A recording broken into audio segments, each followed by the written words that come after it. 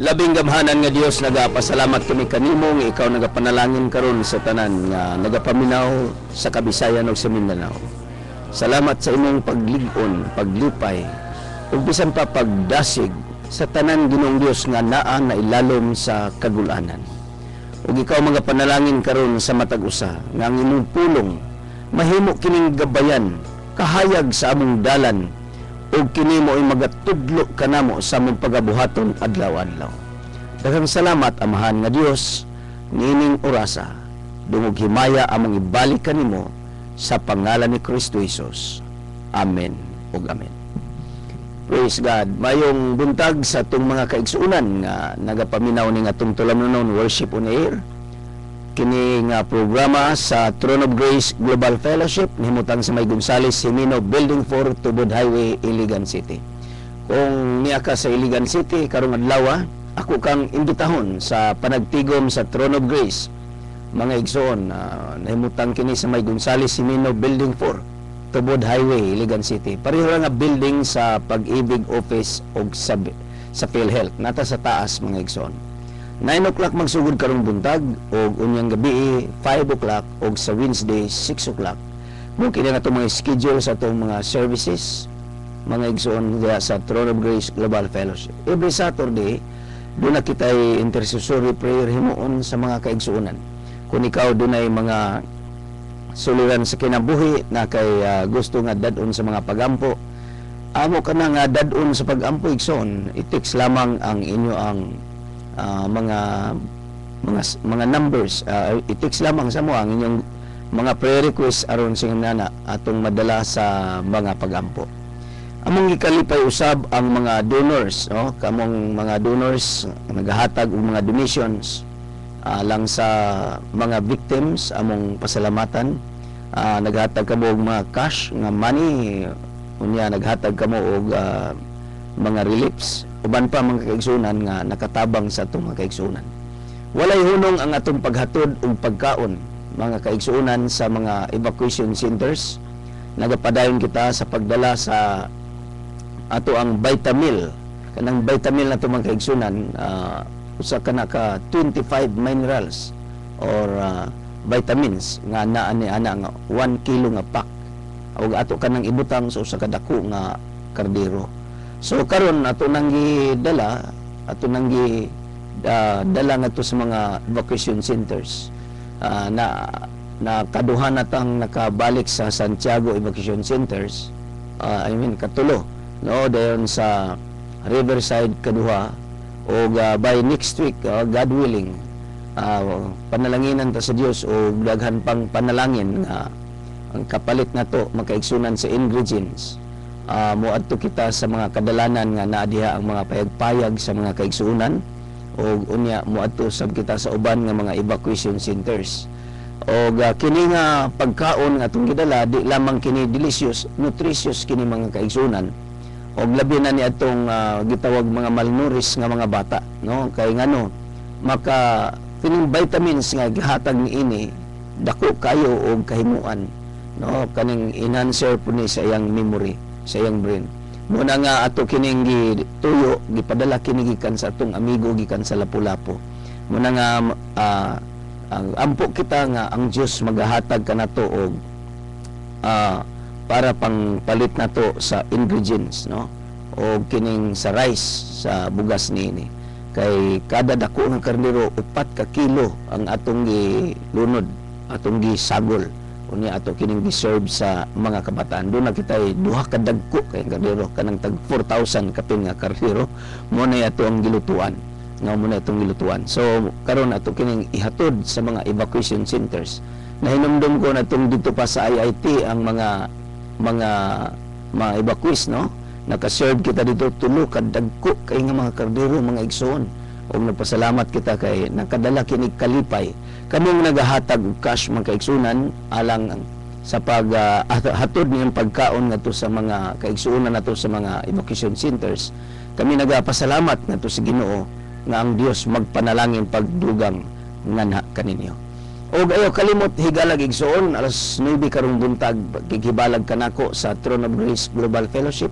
duyog kanamo sa pagdaing pag-abot o sa pagsimba sa atong buhi nga Dios, kay ang Dios mga kaigsunan, hallelujah, nagapaminaw sa atong mga pagampo. Ug karon madto kita sa mensahe sa pulong sa Ginoo nga nahimutang dinhi sa Hebrews chapter 6 verse 10. Nagaingon ri, God is not unjust, He will not forget your work and the love you have shown Him as you have helped His people and continue to help them. We want each of you to show the same diligence to the very end in order to make your hope sure.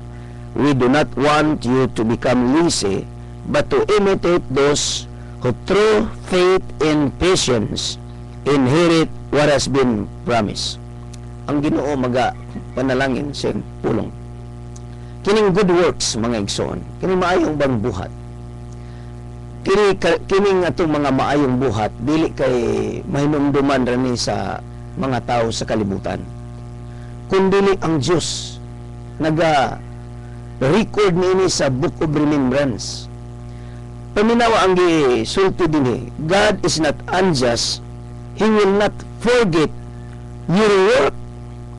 Unsa may dili kalimtan sa Ginoo ang imong trabaho. Unsa bay imong gihimo? Mga kaigsunan, para asa man kining imong gihimo ingon sa Bible? And the love you have shown Him as you have helped His people. Sa ito pa ang katawhan sa Dios.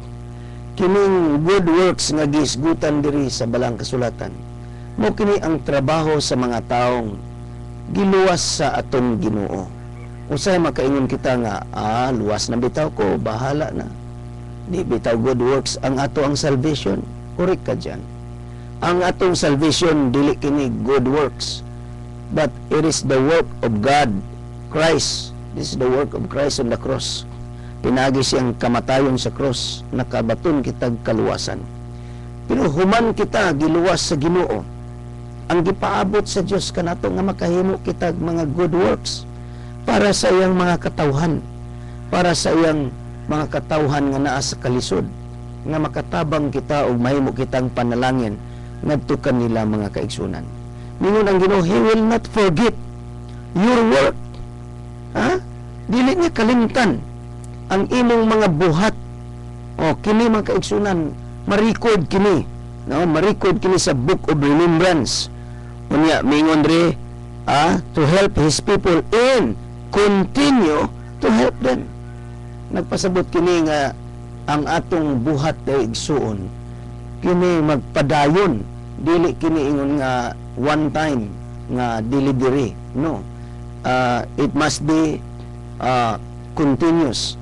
Kinahanglan nga kini magapadayon mga kaigsunan. Unya ang misundin nga verse mingon, we want each of you to show the same diligence to the very end in order to make your hope sure.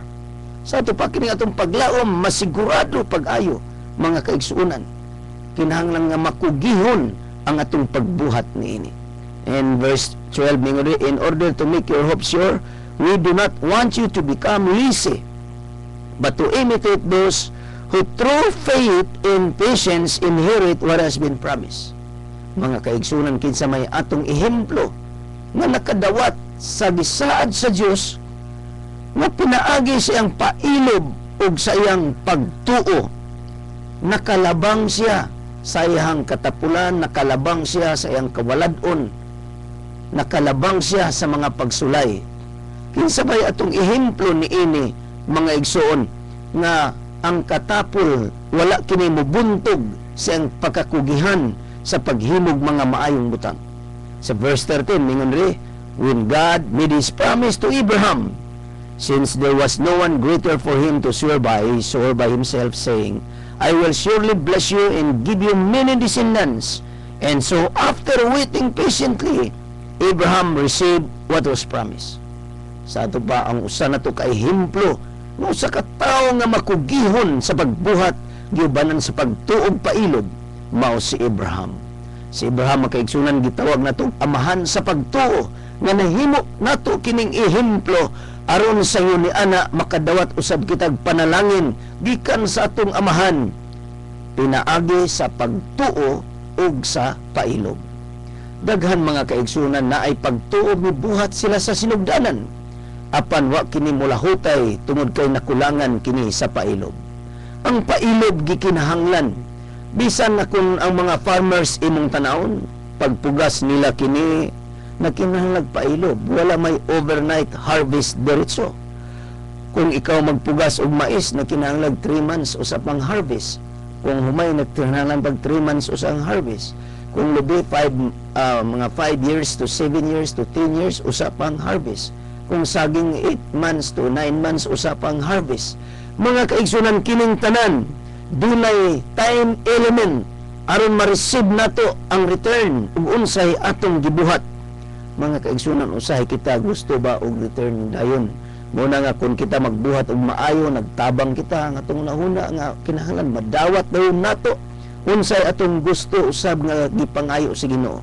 Nga naman, kay sometimes nagabuhat kita ning mga butanga with the condition. Pero nag-ingon ang Ginoo, mga igsoon sa ingingon ri, and the love you have shown Him as you have helped His people. Sa ito pa ang motivation nato mga kaigsunan why we help the people of God. It is because we love the Lord. It is because of the love of God. Ang gugma sa Diyos nga niya sa itong kasing-kasing. And kana mo'y strong foundation nga ang atong gilauman nga gipangayo sa Diyos. Dili kini mo pakyas ka nato. Ato kining madawat mga kaigsunan tungod kay ang foundation sa atong pagbuhat mo man ang gugma sa Diyos mga igsoon. Mga igsoon, ining kabuntagon ako nagtuo nga dili masayang ang atong gibuhat. Tanawa ang 1 Corinthians 15:58 ningon diha nga dili sayang ang atong gibuhat. Ug unsa may imong gibuhat alang sa pagtabang sa mga kaigsunan, dili kini sayang. Everything is accounted in the sight of the Lord. Praise the Lord. Ang Diyos magpanalangin kanyo higalag igsoon. Kung ikaw gustong mutabang, wala kay time, kay nakas imong business, ipahibalo lamang kanamo kay kami mo imodala sa imong tabang ngadto sa mga tao. Dunay standby nato nga mga sakinan, kini mo hadalag mga pagkaon ngadto sa mga evacuees or idala diri sa DXIC. Daghang mga panalangin diri, kini sila nagahatod usab ngadto sa mga evacuation centers. Nibot man ang takna sa mga pagampo, mo lamang buhaton, gunita ang radyo, piyo nga imo mata kay magaampo kita higalag igsoon. Ginoong Dios, daghang salamat nga ikaw nagapanalangin karon sa tanan nga nagapaminaw. Kadtong tanan nga dunay gibati sa ilang lawas, ang kakulba, kakuyaw, kabalaka ug uban pa. Daghang salamat nga ang imong gugma kini mo'y magdalag milagro sa kayuhan ug magatangso sa tanang balatian nga nagtakbo sa kinabuhi sa mga tao. Daghang salamat ang imong pulong nagaingon nga pinaagi sa mga labod ni Hesus na ayo na kamo.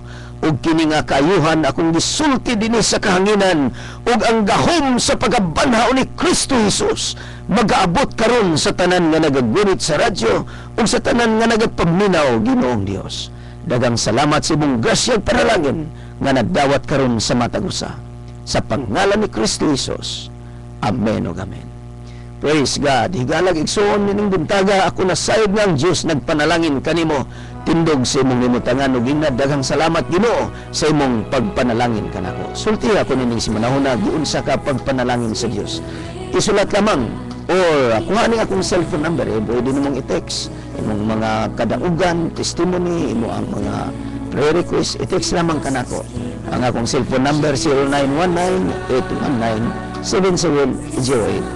Again, 0919-819-7708. Daghang salamat sa imong pagpaminaw sa akong Facebook account. Pwede mong makapaminaw pag-usab ning ako ang programa din sa radio.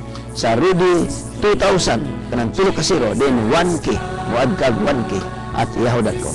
Daghang salamat sa imong pagpaminaw o God bless you all. Bye-bye. Amen. Let the poor say I am rich because of what the Lord has done for us. And now let the weak say I am strong. Let the poor say